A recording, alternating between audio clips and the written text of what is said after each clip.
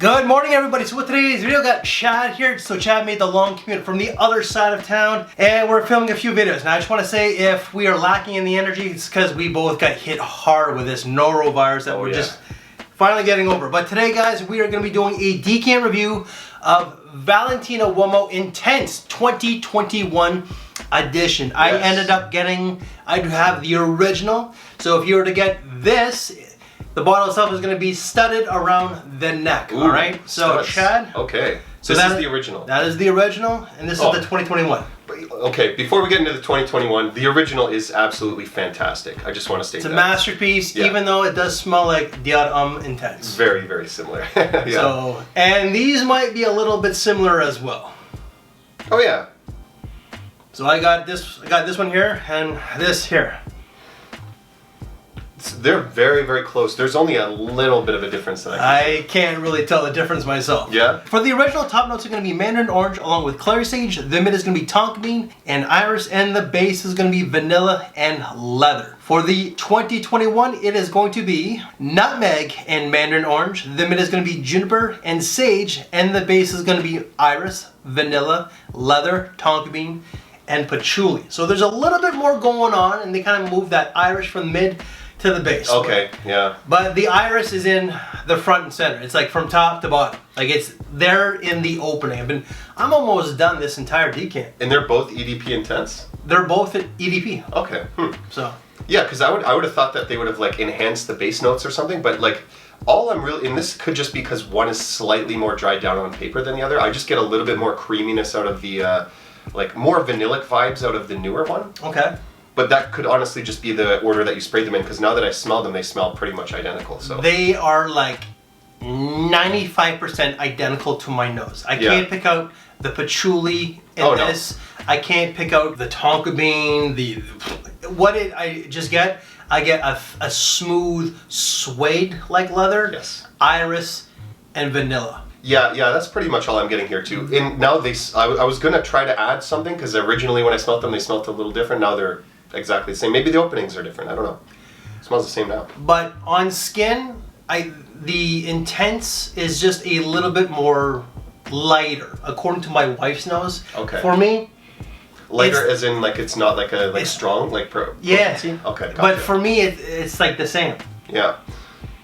That's different that they went with that patchouli note in there. Like I don't understand what they're doing, because like it could be chocolatey, it could be earthy, it could be green. So I'm kind of curious on what. And you do get this chocolatey vanillic vibe. So vanilla is a note, chocolate is not, but you do get this cacao vibe. I get a cacao vibe. That's why I was saying like, okay, that patchouli makes sense, but it's also something I'm smelling in the original as well. So, you know, it's hard to say. So they are so similar. Now, if this is your signature scent, the original for many years, you might be able to detect a little bit of a difference. Like my nose, if it's different, I can barely detect it. There is maybe like, my wife said this is just like, this one here is a little bit lighter. Yeah. I don't really know. Like there's a little bit more going on with the new one. But to me, they smell like very much alike. Yeah, like there's no so difference. Hard to tell. It's so hard, especially on tester. Like it's too hard to tell for me to even dive into. Like originally, I smelled a little bit more creamy vanilla in the newer one originally, but now that I'm smelling them again, it's exactly the same. So I don't know. And I don't know why they just went like with like. So if you were to get this, it's going to be studs all around the neck. That's the one you're going to get nowadays. And that goes for about 100 to like 185-ish Canadian. So like for a 50 and a 100 ml. So it's not really on the cheaper side. But I don't understand the point of re-releasing it and just changing up the nose. Every single Uomo has the studded neck. Even the original Uomo now. So maybe they want uniformity.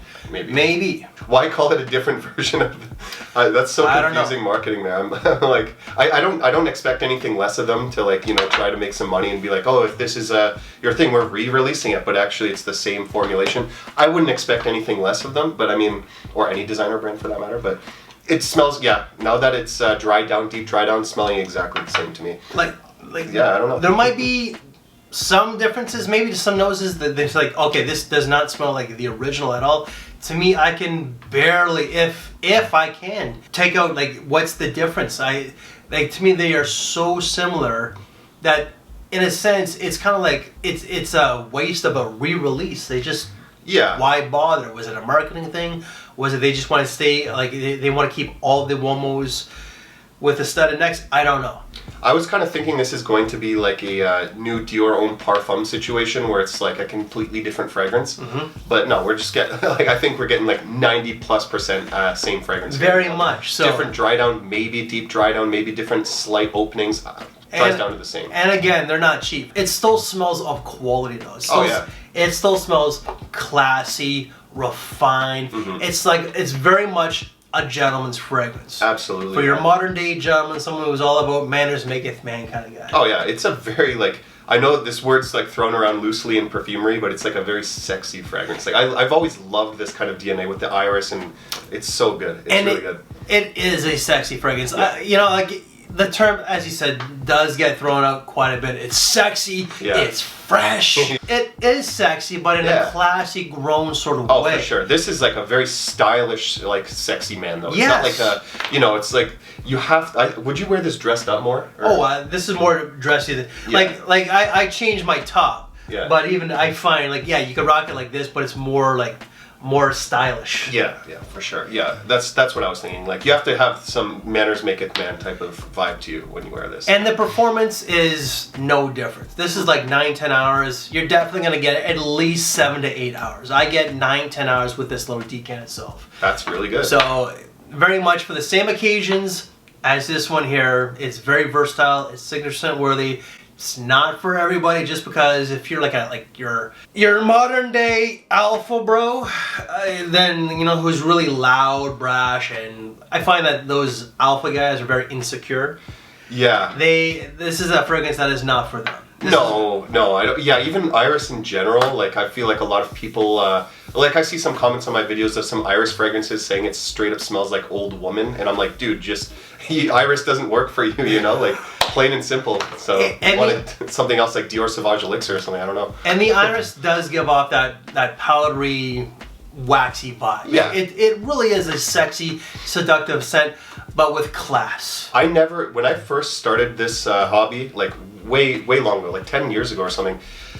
Actually more. Well, I'm losing track of the time. But I did not like iris. We're getting over an illness, so there's a lot of brain fog. My brain is functioning like a 10-year-old right now. I never used to like iris. Now I've grown to appreciate it, and especially in a scent profile like this, it's just something that like boosts my confidence when I smell it. It's something that I would wear and like feel very good about myself when I wear something with iris and the combination of notes here. I like the smell. And I think it's still, like, even though that it's like a re-release, it's a great fragrance. Oh yeah, it's amazing. So either or, you're not, you can't go wrong.